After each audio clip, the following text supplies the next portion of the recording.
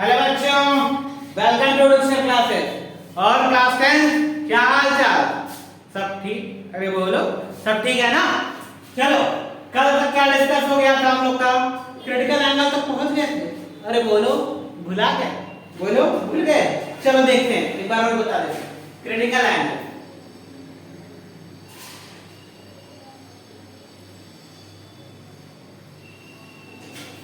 देखो, ई वाला डेंसर, ई वाला रेयर।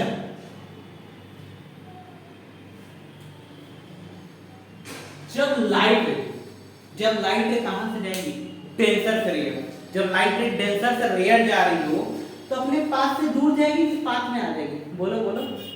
जब लाइट रे डेंसर से कहां जा रही हो? रेयर। तो लाइट रे नॉर्मल से कहां जाती है? अबे अरे बताया था कर रहा हूं, डेंसर में स्पीड कम, रेयर में स्पीड ज्यादा। अरे ट्रैफिक कम लगा है तो कम स्पीड से जाओगे ना बेटा। ट्रैफिक ज्यादा तो स्पीड कम रखोगे। ट्रैफिक कम से स्पीड में बढ़ जाता है तुम लोग का ना? अरे बढ़ जाता है कि नहीं? बोलो, बढ़ा देते हो ना? देखो, नहीं बढ़ाना चाहिए। देखो, तो लाइट रे कहां से कहां जा रही है? डेंसर से रेयर। अब डेंसर में पार्टिकल का ज्यादा है, रेयर में पार्टिकल कम है। अरे कम है ना करो। तो for that incident angle refraction angle becomes 90 degree. जिस इंसिडेंट एंगल के लिए रिफ्रैक्शन एंगल कितना हो जाए? 90 डिग्री। कब? जब कहां से कहां जा रहा हो? डेंसर से rare. For critical angle when light ray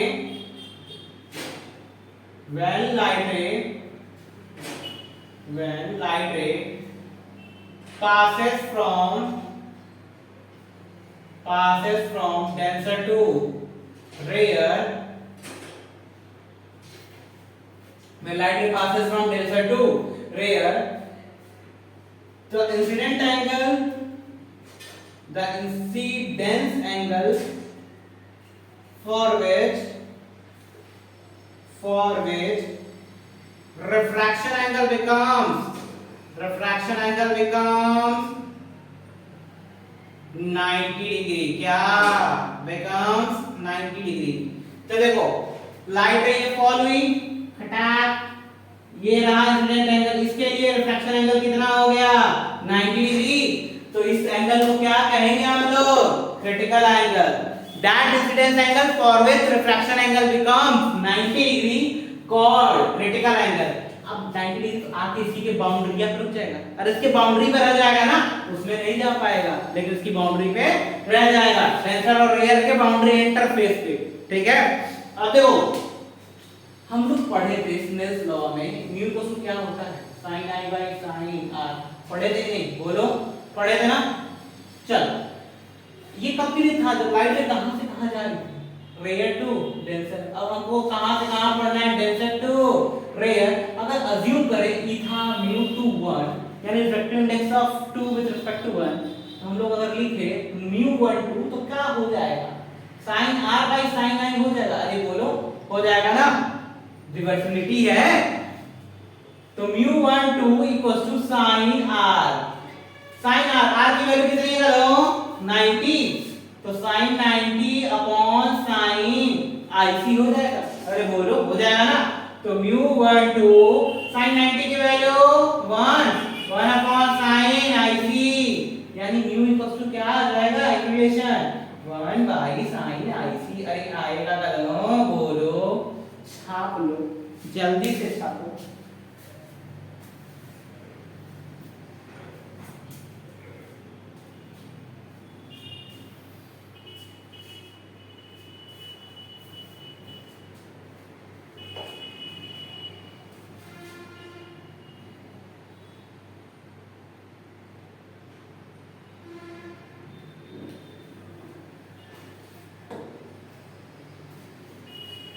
चलो, अब बात करते हैं हम लोग किसकी?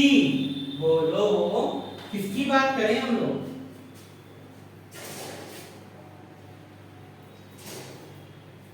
T I R. किसकी? T I R, total internal reflection.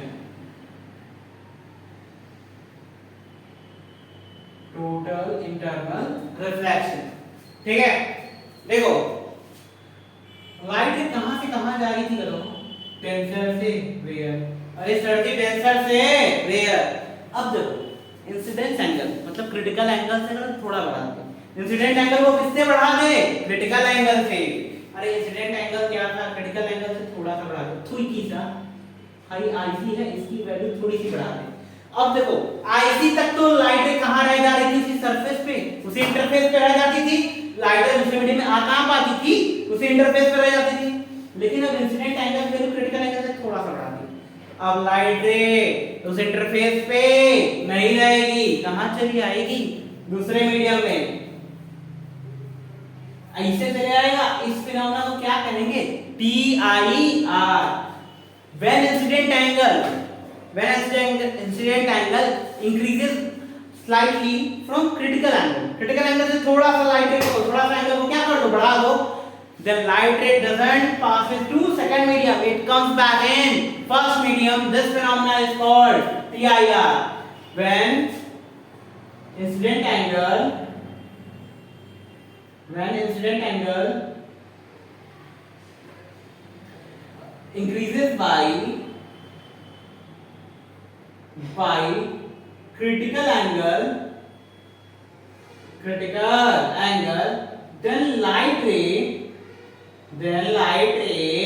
does not comes in second medium, it returns back in first medium called PIR। ठीक है, बोलो होगा ना। जब इंसिडेंट एंगल की वैल्यू क्रिटिकल एंगल से थोड़ा सा क्या कर दिया, बढ़ा दे, तो लाइट के कहां, सेकंड मीडियम में नहीं जाती, नहीं उसके इंटरफेस पे रहेगी, अब कहां चली आएगी, फर्स्ट मीडियम में चली आएगी। इसी फिनोमेना को क्या कहते हैं हम लोग, PIR कहते हैं। क्या कहते हैं, PIR, टोटल इंटरनल रिफ्लेक्शन। अच्छा इसका एग्जांपल जानते हो क्या है, बोलो। पहला एग्जांपल देख लेते हैं, अभी इसके बारे में एक्सप्लेनेशन नहीं, आफ्टर दैट एक्सप्लेनेशन होगा। ठीक है, पहला मिराज। अरे मिराज बोलो करो, सुने होगे नमुआ तो सुने होगे ना मिराज, अरे जिसमें इल्यूजन हो जाता है कि वहां तालाब है, वहां पॉन्ड है। ठीक है, ये वाला। दूसरा glowness of diamond, glow of diamond, diamond का ग्लो करना, ये भी किस पे डिपेंड करता है, PIR पे। देखो तो पहला मिराज, दूसरा ग्लो ऑफ डायमंड, तीसरा अरे बोलो कर दो, तीसरा पेरिस्कोप। ई का होता है सर जी, कदम नहीं पढ़े हो क्लास 8 में, चलो बताएंगे। चौथा ऑप्टिकल फाइबर, अरे जिससे डाटा एक प्लेस से कहां जाता है, दूसरे प्लेस पे।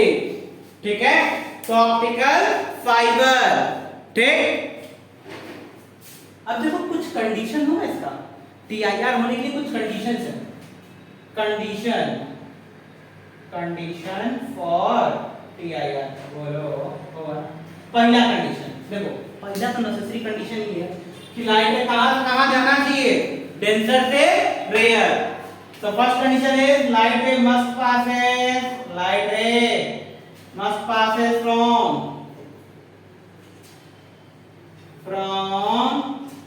denser to rare, बोलो denser to rare। सेकंड क्या होगा, incident angle must be greater than critical angle. Incident angle किससे बड़ा होना चाहिए, क्रिटिकल एंगल से। तो incidence angle greater than critical angle। ठीक है, नोट करो कदम जल्दी से।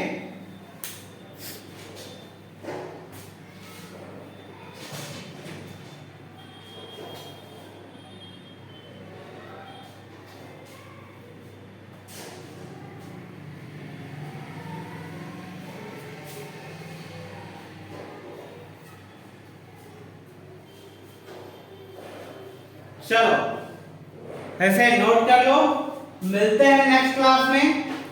अब इसके एग्जांपल्स पे हम लोग स्टडी करेंगे mirage, diamond, periscope and optical fibre, इसके ऊपर। एंड आफ्टर दैट कुछ न्यूमेरिकल्स भी सॉल्व करने हैं रिफ्रैक्शन से रिलेटेड, ठीक है। इसके बाद फिर आगे चला जाएगा, ठीक। चलो लाइक शेयर सब्सक्राइब कर दिया करो, बोलो। चलो बाय, मिलते हैं नेक्स्ट क्लास में।